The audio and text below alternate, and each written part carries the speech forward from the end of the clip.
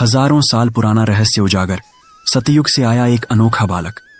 अगर एक बच्चा कहे कि उसने रामायण और महाभारत अपनी आंखों से देखा है, तो क्या आप यकीन करेंगे? लेकिन जब उसने ऐसे रहस्य बताए जो किसी को नहीं पता, तो सबके होश उड़ गए। अंत तक देखिए, क्योंकि यह सच आपकी सोच से परे है। रात का समय था। आसमान में बादल छाए हुए थे और हल्की बारिश की बूंदें सूखी धरती को भिगो रही थीं। एक सुनसान सड़क पर एक नन्हा बालक नंगे पांव चला जा रहा था। उसके कपड़े मैले थे, बाल उलझे हुए और आंखों में एक अजीब सा खालीपन था।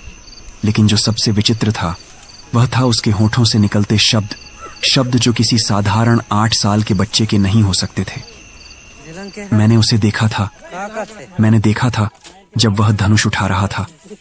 बालक बुदबुदा रहा था। वह साधारण मानव नहीं था, लेकिन लोग उसे पहचान नहीं सके। मैंने देखा था कि युद्ध के मैदान में रक्त की नदियां बही थीं। मैं वहां था। सड़क पर इक्का दुक्का लोग गुजर रहे थे, लेकिन कोई इस बालक की बातों पर ध्यान नहीं दे रहा था।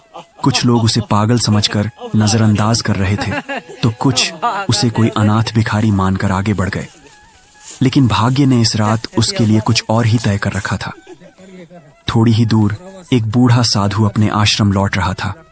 उसके ललाट पर गहरी झुर्रियां थीं, दाढ़ी सफेद हो चुकी थी और उसके कंधे पर एक झोली टंगी थी।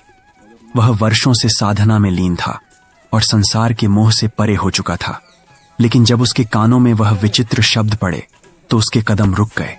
उसने अपनी छड़ी जमीन पर टिकाई और ध्यान से उस बालक को देखा। तू कौन है बालक? साधु ने नरम लेकिन गंभीर स्वर में पूछा। बालक ने अपनी गहरी रहस्यमयी आंखों से